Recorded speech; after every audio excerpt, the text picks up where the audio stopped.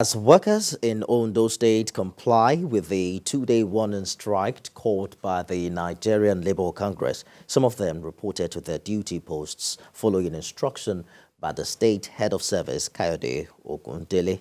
This prompted the state chapter of the NLC to move around some offices to enforce the strike. We have details in this report. This two-day warning strike by the Nigerian Labour Congress, NLC, is to ensure that government addresses the hardship brought by petrol subsidy removal. Officials of NLC in Ondo State moved around some offices in Akure, the state capital, to enforce the strike. The Labour leaders forced those who reported to their duty posts to leave.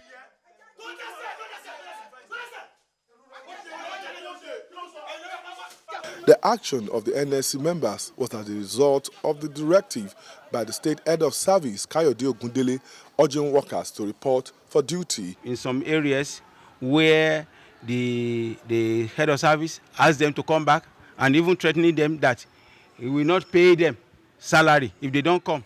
And they started writing names, which is uncalled for. To us, it's uncalled for because it's annoying too. Because it's not being done in Ondo State alone. We are not so particular about the government of this state. If we are talking about this state, there is another EU. But the head of service faulted the action of the NLC members, stressing that the state council did not inform the state government that it will join the strike. Are all our workers NLC members? If your union, let's even agree that NLC has said all their members should be on strike, must you be going to attack people on grade level 14, level 16, who are in their duty posts, who are not members of NLC? Must you, because your union, somebody gave you instruction in Abuja that you should not come to work, must you now stop everybody from working? It's not fair to a government that has been so responsive to the needs of the workers. It says security will be provided for workers in their offices to prevent any form of harassment by the NLC members. KayodeOgundele, TVC News, Akure. In continuation of the clamor for implementation of Petroleum Industry Act, the people of Ishekiri are asking the Nigeria Upstream Petroleum Regulatory Commission to deal only with the board set up by the Olu of Warri. They stated this during another round of peaceful protests to the office of the agency in Warri. Ekenamechi reports. Singing solidarity songs, these protesters from Ishekiri Nation besieged the gate of the Nigerian Upstream Petroleum Regulatory Commission in Warri. Their mission is clear on how they want the implementation of the Petroleum Industry Act by the Commission in all Ishekiri host communities to be carried out. The PIA is what we want, and that is what must come to stay. The Ishekiri ethnic nationalities, their grievances, as it has to do with the composition of the PIA board, that we perceived that some elements, some individuals, some persons in the commission, the regulatory commission, are trying to manipulate. Not listening to any of the way come without the consent of the Olu of Warri. Without the Olu of Warri, may they not listen to anybody, Ayiri, Thomas, any of them, may they not listen to them.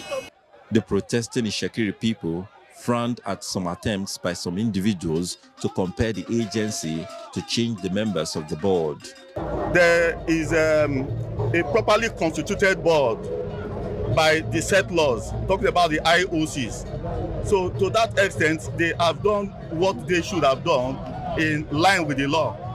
And so we are saying the composition of the board should not in any way be tampered with by anybody. One king, one tribe, one God, one Lord. Now we stand today say we not go agree. These people, they are not fit stand for the kingdom, because even the position of their family for the Ishekiri kingdom is not even there number 20. That's why we can't gather here today. Make it stranger here. These people, we not need them again. No. You want the year, want to make it here, we not need them. We beg you now. Anywhere now there, on our king wishes. After hours of protest, a senior member of the agency addressed the protesters. Their protest is normal, and that the federal government, the commission, and the chief executive officer of the commission are looking into their matter with all seriousness. This protest is coming after the chiefs of Warri Kingdom, led by the Ologboshere, threatened to shut down crude oil facility for this reason. Ikenna Amechi, TVC News, Warri.